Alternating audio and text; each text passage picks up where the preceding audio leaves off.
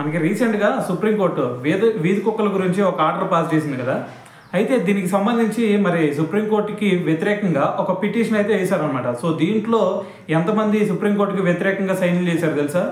ఏకంగా 3.5 లక్షల మంది. సో దీన్ని బట్టి అర్థం చేసుకోండి. అంటే ఢిల్లీ మొత్తంలో చూసుకుంటే దాదాపు ఒక 10 లక్షల వీధి కుక్కలు ఉంటే, సో ఇక్కడ సైన్లు పెట్టిన వాళ్ళు దాదాపు 3 లక్షల మంది సైన్ పెట్టారు సో సుప్రీంకోర్టు ఆర్డర్కి అగెనెస్ట్గా.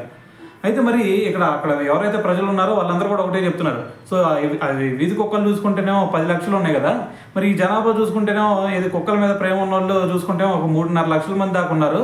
సో దీంతో ఒక్కొక్క మూడు కుక్కలను కనుక వాళ్ళు పెంచుకున్నారు అనుకోండి తీసుకెళ్ళి, సో దీంతో ప్రాబ్లం సాల్వ్ అయ్యింది కదా. సో ఇంకా వాళ్ళే పెంచేసుకుంటారు, వీధుల్లోకి రానికుండా ఉంచుతారు, ఇంకా మొత్తం సెట్ అయిపోయింది.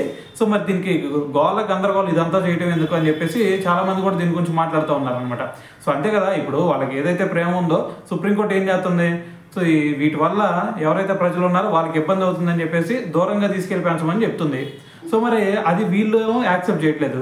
మరి ఇక్కడ ప్రాణాలు పోతే వీళ్ళు ఏదన్నా సరే దీనికి గ్యారంటీ ఉంటారంటే అది ఉండరు. సో మరి ఇటువంటి సిచ్యువేషన్లు ఏం చేయాలి? వీళ్ళకేమో వాటి మీద ప్రేమ, మరి ప్రేమ అప్పుడు మరి వీటిని వదిలేయొద్దు అంటున్నారు. మరి వదిలేయొద్దు అన్నప్పుడు నువ్వే తీసుకొని పెంచుకోవచ్చు కదా, సరిపోయింది కదా. సో మరి ఈ క్వశ్చన్ మీద మరి మీరేమనుకుంటున్నారు అనేది కూడా కింద కామెంట్ చేసేయండి.